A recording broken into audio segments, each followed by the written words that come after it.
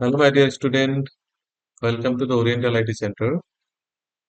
আজি ভিডিঅ'খনত আমি জানিম HTML কোডিং লাষ্ট ক্লাছত আমি আলোচনা কৰিছিলো যে HTML কোডিংটো কেনেকৈ লিখা হয় তো HTML কোডিং কৰাটো ইয়ালৈকে শিকোৱা হৈছিল যে এটা সিনট্যাক্স লিখিবৰ কাৰণে আমি কি কি লাগে ইয়াত আমি আলোচনা কৰিছিলো HTML ফাৰ্ষ্টত লিখিব লাগিব HTML এলিমেন্ট তাৰপিছত হেড এলিমেন্ট দিব লাগিব হেডৰ তলত দিব লাগিব টাইটেল আৰু ইয়াতে যাই টাইটেলটো ক্লোজ কৰিম তাৰপিছত আকৌ হেড লিখিম ইয়াতে ক্লোজিং ট্যাগ দিই তাৰপিছত বডিৰ ভিতৰত আমি বডি পাৰ্টছখিনি লিখিম তাৰপিছত বডি ক্লোজ কৰি দিম HTML ক্লোজ কৰি দিম তো আজি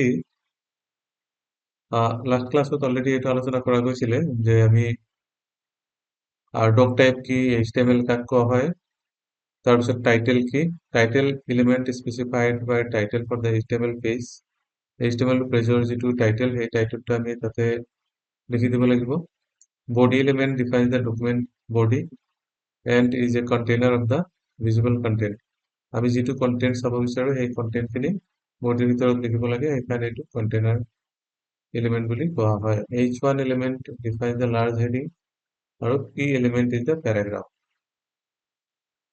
ইয়াতে an html element is defined by start tag some content and an end tag প্ৰথমে start tag টো ইয়াতে দিব লাগিব start tag টো দিয়ে তাৰপিছত আমি ইয়াতে যাই end tag দিব লাগিব start আৰু end ইয়াতে যাই start হ'ব ইয়াতে যাই end tag হ'ব সিমিলাৰলি প্যাৰাগ্ৰাফে এনেকুৱা হ'ব প্যাৰাগ্ৰাফে p দিছো লাষ্টত যাই এইটো প্যাৰাগ্ৰাফ ব্যাকস্লেশ আৰু p তাৰপিছত ব্ৰেকৰ কাৰণে আমাৰ কোনো ধৰণৰ ক্লোজিং এলিমেন্ট নালাগে এন্ড ট্যাগ দিব নালাগে তো ইয়াতে আমি এইটো হৈছে HTML পেজৰ ষ্ট্ৰাকচাৰ যেতিয়া আমি HTML কোডিংটো লিখিম ঠিক এইটো ষ্ট্ৰাকচাৰত আমি লিখিব লাগিব এইটো ষ্ট্ৰাকচাৰত আমি লিখিম হৈছে HTML heading title head body ইয়াতে ক্লোজ হ'ব তাৰপিছত এইটো হ'ব HTML মেইন কথা হ'ল কি আমি VS কোড ইউজ কৰিব পাৰো ইয়াতে একচুয়ালি কি হৈছে HTML কোডখিনি লিখিবৰ কাৰণে আমি নৰ্মালি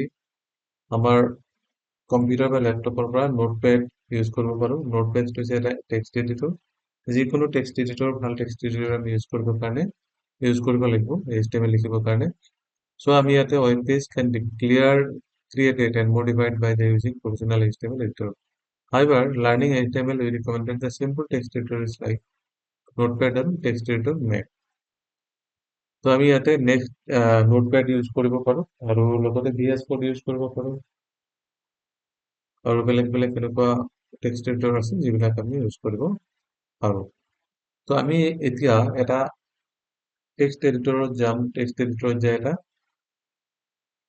প্ৰেক্টিচ কৰিম অলপ যে কেনেকৈ আমি এটা কোডিং কৰিব পাৰো আৰু কেনেকৈ কি সিস্টেমত এইটো কৰে সো আমি ইয়াতে হেৰি ওলাই লম ইয়াৰ পৰা আমি ওলাম নোটপ্যাড ইয়াতে যাব লাগিব যাই আমি নোটপ্যাড ওলাম নোটপ্যাড ইয়াতে সার্চ কৰিলো নোটপ্যাড ওলাই গ'ল এই নোটপ্যাডত আমি কোডিংটো লিখিব লাগিব নোটপ্যাডত যাই আমি নিউ ট্যাব এটা ল'ম নিউ ট্যাবত যাই আমি জাস্ট নর্মালি লিখিম HTML হেড লিখিলো এটার পিছত আহিব টাইটেল টাইটেলৰ পিছত আমি ইয়াতে এটা টাইটেল দিব লাগিব যিটো পেজ আমি বনাই আছো সেই পেজটোৰ টাইটেলটো কি ধৰিলো মাই ফাৰ্ষ্ট ৱেব পেজ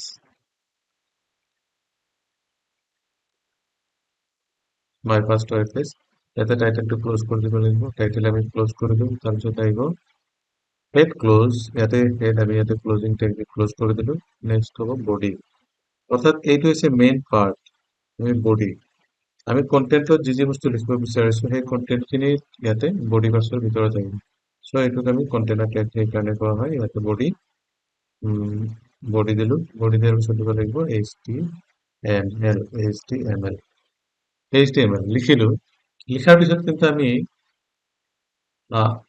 এই কোডিংখিনিক আমি সেভ কৰিব লাগিব ফাৰ্ষ্ট আমি সেভ কেনেকৈ কৰিম এইটো ফাইলত যাব লাগিব ফাইলত যাই সেভ বা সেভ এজ অপশ্যনত যাব লাগিব প্ৰথমতে সেভত যাম সেভত যোৱাৰ পিছত এইটো সেভ হৈ আছে আমি ধৰিলো এইটো আমি সেভ কৰি ল'ম ডেস্কটপত সো আমি ইয়াতে যাই ডেস্কটপ আমি সিলেক্ট কৰি ল'ম ডেস্কটপ আমি এইটো ডেস্কটপত সিলেক্ট কৰি দিলো ডেস্কটপ আগত আমি লোকেশনটো সিলেক্ট কৰিব লাগিব কাৰণ এইটো আমি সেভ কৰাৰ পিছত ফাইলটো উলিয়াব লাগিব সেইকাৰণে আমি ক'ত লোকেশ্যনটো আমি জানি ল'ব লাগিব, যিটো ক'ত হৈ আছে, ডেস্কটপত হৈ আছে, বা ডেস্কটপত কোনো এটা ফল্ডাৰ বনাই ল'লেও হ'ব। তো ইয়াতে ফাইল নেম আমি দিলোঁ HTML দিয়াৰ পিছত চেভ এজ টাইপ ইয়াতে লিখিব লাগিব। এইটো টেক্সট ডকুমেণ্ট টাইপ ঠিকে আছে। তো ফাইল নামটো আমি এনেকৈ দিব লাগিব, যেনেকুৱা এইটো আমি ফাৰ্ষ্ট ফাইল লিখি আছোঁ। চ' ইয়াতে আমি AB চাপ'জ দিলোঁ AB, তাৰপিছত দিব লাগিব ডট HTM নাইবা HTML, HTM নাইবা HTML কিন্তু কনফাৰ্ম এইটো দিব লাগিব, এইটো দিলে নহ'ব। গতিকে কোনো এটা HTML ফাইল ছেভ কৰিবৰ কাৰণে আমি HTML টেগটো দিব লাগিব, HTML ৰ এক্সটেনশ্যনটো দিহে ছেভ কৰিব লাগিব। তাতে ছেভ অপশ্যনত ক্লিক কৰিলে এইটো ছেভ হৈ গ'ল। এতিয়া আমি ফাইলটো মিনিমাইজ কৰিলোঁ, মিনিমাইজ কৰি আমি চাম যে ইয়াতে ডেস্কটপৰ ওপৰত ক'ত আছে, যেটা আমি ছেভ কৰিছিলোঁ। এইমাত্ৰ আমি ছেভ কৰিছিলোঁ কি বুলি, AB। আমি ইয়াতে চাম AB বুলি, ইয়াতে এইটো AB, ইয়াতে AB, এইটো আমাৰ ইয়াতে ছেভ হৈছে। আমি ইয়াতে ডাবল ক্লিক কৰিলে এইটো অপেন হৈ গ'ল। এতিয়া মেইন হ'ল কি, ইয়াতে হৈছে টাইটেল, অৰ্থাৎ আমি যিটো টাইটেল দি ইয়াতে ছেভ কৰিছিলোঁ সেই টাইটেলটো ইয়াতে গম পাম, মাই ফাৰ্ষ্ট ৱেব পেজ। তাৰপিছত এই লোকেশ্যনটো আহিব যে মাই ফাৰ্ষ্ট ৱেব পেজৰ যিটো ফাইল আমি বনাইছোঁ, ফাইলটো ক'ত কোনটো লোকেশ্যনত আছে, এই লোকেশ্যনটো ইয়াতে আমি গম পাম। চ' এতিয়া আমি আকৌ আৰম্ভ কৰোঁ যে কেনেকে আমি বাকীখিনি কৰিব পাৰিম। চাপ'জ ইয়াতে আমি বডি কাৰ্চৰ ভিতৰত আমি দিম যে I am a student, I am a student of HTML language program. সেইটো লিখি দিলোঁ, লিখি দিয়াৰ পিছত আকৌ আমি ছেভ কৰিম, এনেকৈ Ctrl+S দি ছেভ কৰিম। ছেভ কৰাৰ পিছত এইটো মিনিমাইজ কৰিম, মিনিমাইজ কৰি আকৌ ফাইলটো আমি এনেকৈ অপেন কৰিম। অপেন কৰাৰ লগে লগে ইয়াতে দেখাইছে I am student of a HTML language program. তাৰমানে বডিৰ ভিতৰত আমি যিখিনি বস্তু লিখিছে এই বস্তুখিনি ইয়াতে শ্ব' কৰিছে। চিমিলাৰলি এই বডিৰ ভিতৰত যদি আমি এই পাৰ্টখিনি যদি মই বিচাৰোঁ যে এইটো কি কৰিম, অলপ বোল্ড কৰি দিম, বা হেডিং 1 লিখা আছে H1, H1 মানে হ'ল highest level of the text, H1, H1 দি দিলোঁ। H1 দিয়াৰ পিছত আমি এইটো H1 টো ইয়াতে ক্লোজ কৰিব লাগিব, এনেকৈ ক্লোজিং টেগ দি আমি H1 ক্লোজ কৰি দিলোঁ। ক্লোজ কৰি দিয়াৰ পিছত আকৌ আমি Ctrl+S মাৰি ছেভ কৰি দিম। ছেভ কৰাৰ পিছত আমি আকৌ এইটো মিনিমাইজ কৰি ফাইলটো আমি এনেকৈ উলিয়াম। ওলাই কেনে আমি চাম যে কি হৈছে, ইয়াতে টেক্সটটো অলপ ডাঙৰ হৈছে, ডাঙৰ চাইজৰ হৈছে। তো H1 ৰ কাম হৈছে কি, টেক্সটটোক ডাঙৰ কৰি দিয়া, অৰ্থাৎ হেডিং লেভেলত 1লৈকে দি দিয়া। তো নেক্সট আমি ইয়াতে H1 টেগ দিলোঁ। H1 টেগ দিয়াৰ আগত আমি ইয়াত দিব লাগিব বোল্ড নাইবা বি, বোল্ড টেগ দিব পাৰোঁ, নাইবা ইয়াতে আৰু এটা লাইন লিখি দিওঁ,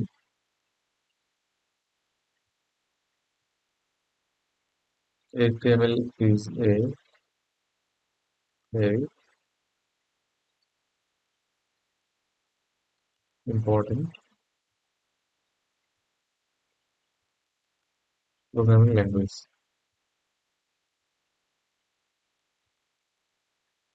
Programming language আমি তো লিখে দিলোঁ HTML is a very important programming language। ইয়াতে এইটো আমি আকৌ ছেভ কৰিম, ইয়াতে Ctrl+S নাইবা ইয়াতে ছেভত যাই ছেভ কৰিম। ছেভ কৰাৰ পিছত এটা মিনিমাইজ কৰি দিওঁ, দি আকৌ আমি ইয়াতে ওলাম, ফাইলটো ইয়াতে ৰিফ্ৰেছ কৰিম। ৰিফ্ৰেছ কৰাৰ লগে লগে ইয়াতে আহিব আই এম এ ষ্টুডেণ্ট, ইয়াতে ৰিফ্ৰেছ বাটন আছে, এইটো ৰিফ্ৰেছ, ইয়াতে যাই ক্লিক কৰিলে ৰিফ্ৰেছ হ'ব, নহ'লে F5 মাৰিলেও, ফাংচন কি F5 মাৰিলেও ৰিফ্ৰেছ হ'ব। ইয়াতে HTML is a very important programming language ইয়াতে লিখা আছে। এই লিখাটোক যদি আমি অলপ বোল্ড কৰিব খোজোঁ, তেতিয়াহ'লে কেনেকৈ কৰিম, ইয়াতে যাব লাগিব, আকৌ যাই কিনে আমি ইয়াতে বোল্ড অপশ্যন দি দিম, দি ফৰ বোল্ড, Ctrl+S মাৰি দিম, ইয়াতে বোল্ড হৈ যাব। ইয়াতে যাই আমি অপেন কৰি রিফ্রেশত আমি ক্লিক করে বোল্ড হৈ গ'ল। তেনেকৈ আমি এটা ডকুমেণ্টছক আমি বোল্ড কৰিব পাৰোঁ, ইটালিক কৰিব পাৰোঁ, আণ্ডাৰলাইন কৰিব পাৰোঁ, চব ইয়াৰ ভিতৰতে হৈ যাব। আমি যদি ইয়াতে বোল্ড, ইটালিক, আণ্ডাৰলাইন কৰিব বিচাৰোঁ, তেতিয়াহ'লে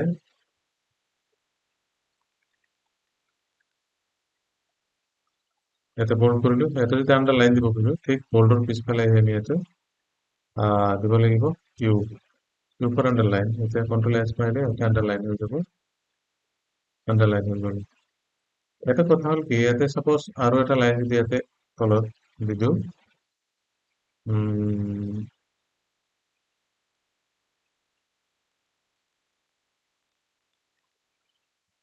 অৰিয়েণ্টেল আইটি চেণ্টাৰ লিখিলো।